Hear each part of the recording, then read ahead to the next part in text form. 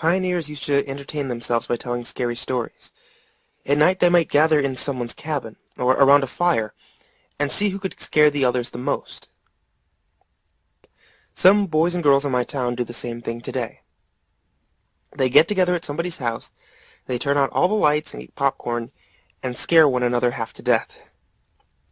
And telling scary stories is something people have done for thousands of years, for most of us like being scared in that way.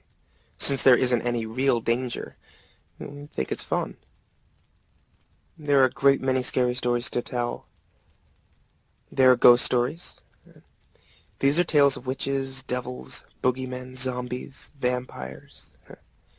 They're tales of monstrous creatures and of their dangers. There are even stories that make us laugh at all the scariness. And some of these tales are very old, and they're all told around the world. And most have the same origins. They're based on things that people saw or heard or experienced, or thought that they did. And many years ago, a young prince became famous for scary stories he started to tell, but did not finish. And his name was Mamilius. And he probably was 9 or 10 years old. William Shakespeare told about him in The Winter's Tale. It was on a dark winter's day that his mother, the queen, asked him for a story. "A sad tale's best for winter," he said. "I have one of spirits and goblins." "Do your best to frighten me with your sprites," she said. "You're powerful at it." "I shall tell it softly," he said.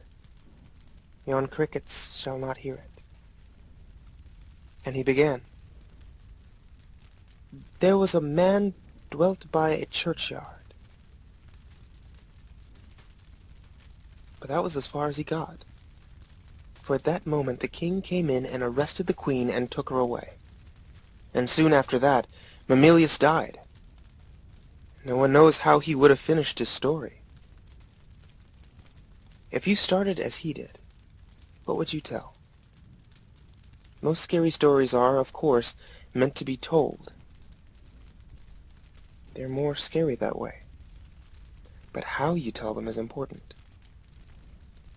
As Mamilius knew, the best way is to speak softly, so that your listeners lean forward to catch your words, and to speak slowly, so that your voice sounds scary.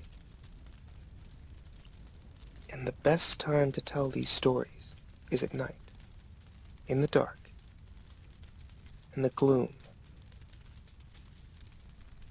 It's easy for someone listening to imagine all sorts of strange and scary things.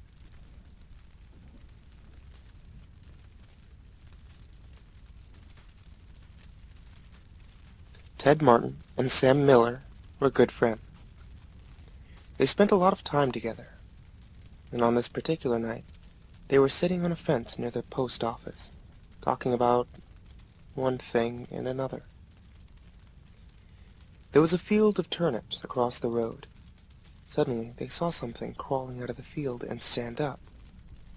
It looked like a man, but in the dark, it was hard to tell for sure. Then it was gone. But soon it appeared again. It walked halfway across the road, then it turned around and went back into the field. Then it came out a third time and started towards them. By now, Ted and Sam were scared, and they started running.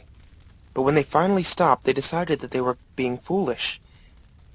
They weren't sure what had scared them, so they decided to go back and get a better look. Pretty soon they saw it, for it was coming to meet them. It was wearing black pants, a white shirt, and black suspenders. Sam said, "I'm going to try to touch it. Then we'll know it's real." He walked up to it, peered into its face. It had bright, penetrating eyes, sunk deep into its head. It looked like a skeleton.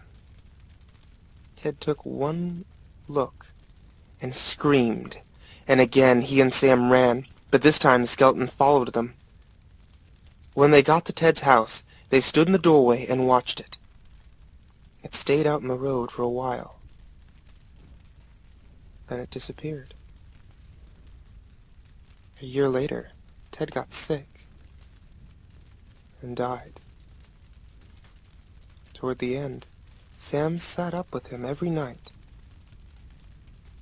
The night that Ted died, Sam said he looked just like that skeleton.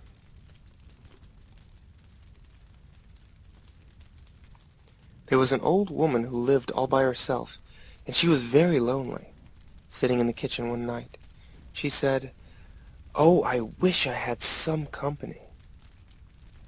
No sooner had she spoken than down the chimney tumbled 2 feet from which the flesh had rotted. The old woman's eyes bulged with terror. Then 2 legs dropped to their earth and attached themselves to the feet. Then a body tumbled down. Then 2 arms and a man's head. As the woman watched, the parts came together into a great, gangling man. And the man danced around the room. Faster and faster he went. Then he stopped, and he looked into her eyes. "What do you come for?" she asked in a small voice that shivered and shook. "What do I come for?" he said. "I come for you." The timber wolves around French Creek had gotten out of hand. There were so many wolves, the farmer could not stop them from killing their cattle and sheep. So the state put up a bounty on them. It would pay a hunter $10 for every wolf pelt that he turned in. And a butcher in town named Bill Williams thought that was pretty good money. He stopped working as a butcher and started killing wolves. He was good at it. Every year he killed over 500 of them. That came to more than $5,000. That was quite a bit of money in those days. After 4 or 5 years, Bill had killed so many wolves, there were hardly any left in the area. So he retired, and he vowed never to harm another wolf because wolves had made him rich. Then one day, a farmer reported that a white wolf had killed 2 of his sheep. He had shot at it and hit it, but the bullets didn't have any effect. Soon that wolf was seen all over the countryside, killing and running, but nobody could stop it. One night, it came into Bill's yard and killed his pet cow. But Bill forgot about his declaration never to hurt another wolf. He went into town the next morning and bought a young lamb for bait. He took it out into the hills and tied it to a tree. Then he backed off about 50 yards and sat down under another tree with his gun in his lap. And he waited. And when Bill didn't come back, his friends started looking for him. Finally they found the lamb. It was still tied to the tree. It was hungry, but it was alive. And then they found Bill. He was still sitting against the other tree. But he was dead. His throat had been torn open. But there was no sign of a struggle. His gun hadn't been fired, and there was no tracks in the soil around him.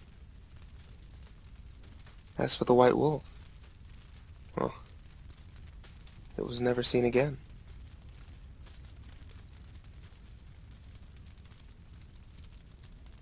One time, a preacher went to see if he could put a haunt to rest at a house in his settlement. The house had been haunted for about 10 years, and several people had tried to stay there all night, but they always would get scared and run out by the haunt. So this preacher took his Bible, and he went to the house. Went on in, built himself a good fire, lit a lamp, sat there reading the Bible. Then just before midnight, he heard something start up in the cellar, walking back and forth, back and forth. Then it sounded like somebody was trying to scream, but got choked off. And there was a lot of thrashing around and struggling, and finally, everything got quiet. The old preacher took up his Bible again, but before he could get started reading, he heard footsteps coming up the cellar stairs. He sat, watching the door to the cellar, and the footsteps kept coming, closer and closer. He saw the doorknob turn. And when the door began to open, he jumped up and hollered, "What do you want?" The door shut back easy. There wasn't a sound. The preacher was trembling a little, but he finally opened the Bible and read a while. Then he got up and he laid the book on the chair and went to mending the fire. Then the haunt started walking again. Step, step, step up the cellar stairs. The old preacher sat, watching the door, saw the doorknob turn, and the door open. It looked like a young woman. He backed up and said, "Who are you? What do you want?" The haunt sort of swayed there, like she didn't know what to do. Then she just faded out. The old preacher waited, and when he didn't hear any noises, he went over, shut the door. He was sweating and trembling all over, but he was a brave man. And he thought he'd be able to see it through, so he turned his chair to where he could watch, and he sat down, and he waited. It wasn't long before he heard the haunt start up again. Slowly. Step, step, step, step. Closer and closer. Step, step. And it was right at the door. The preacher stood up, held his Bible out before him. Then the knob slowly turned and the door opened wide. And this time the preacher spoke quiet-like. He said, "In the name of the Father, the Son, and the Holy Ghost, who are you? What do you want?" The haunt came right across the room, straight to him, and took hold of his coat. It was a young woman, about 20 years old. Her hair was torn and tangled, and the flesh was dripping off her face, so he could see the bones and part of her teeth. She had no eyeballs, but there was a sort of blue light way back in her eye sockets. She had no nose on her face. Then she started talking. It sounded like her voice was coming and going with the wind blowing it. She told how her lover had killed her for her money and buried her in the cellar. She said if the preacher would dig up her bones and bury her properly, she could rest. Then she told him to take the end joint of the little finger on her left hand and lay it in the collection plate at the next church meeting, and he'd find out who murdered her. And she said, "If you come back here once more after that, you'll hear my voice at midnight, and I'll tell you where my money is hid, and you can give it to the church." The haunt sobbed, like she was tired, and she sunk back down towards the floor and was gone.